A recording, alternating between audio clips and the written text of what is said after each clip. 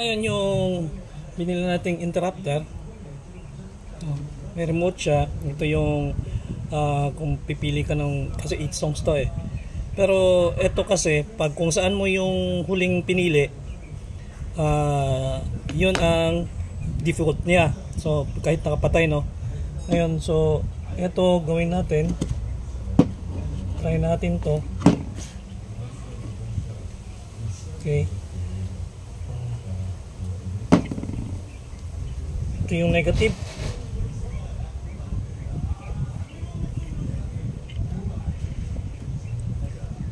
Ito yung sinasabi ng pop-up doll, no? Kasi kung ima-manual nyo yun, hirap talaga. Hindi kaya manual.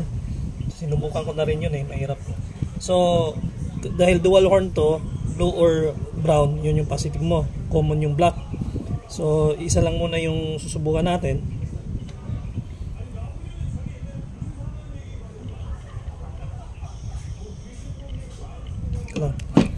Anong ano eh.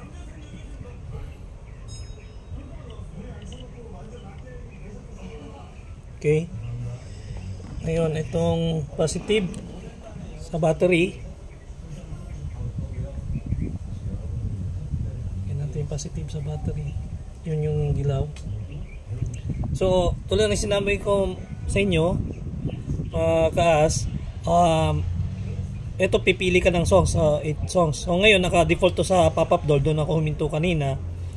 Titingnan natin ngayon pag pinabit natin ano. So ganyan lang yan kasi ito sa ito 'yan. Yan yung connection yan. Ito black, brown black ganyan. Okay? So i-commit na natin tong black para may supply siya. Titingnan natin or papakinggan natin.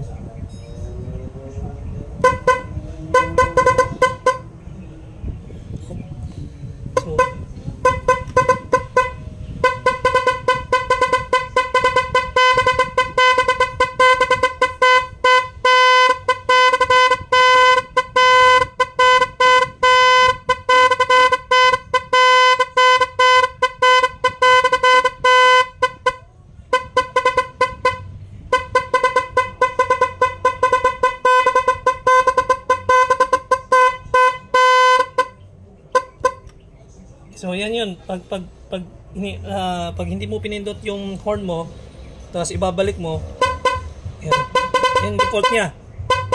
Ito pipili ka, okay? Ito, yan, pinindot natin. Yan, iba naman yan.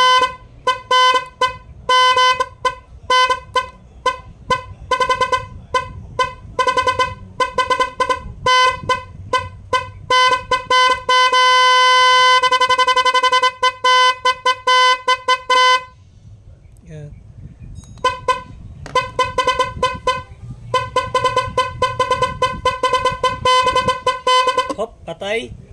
Pag pinpress mo yung horn, magdidikit siya.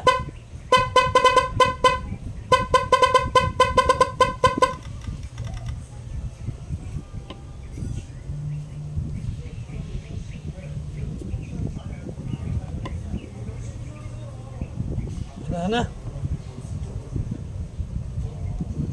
Nangyari.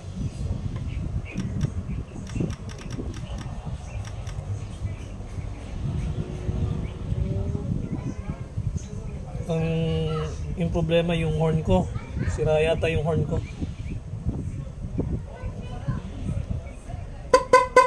Yan.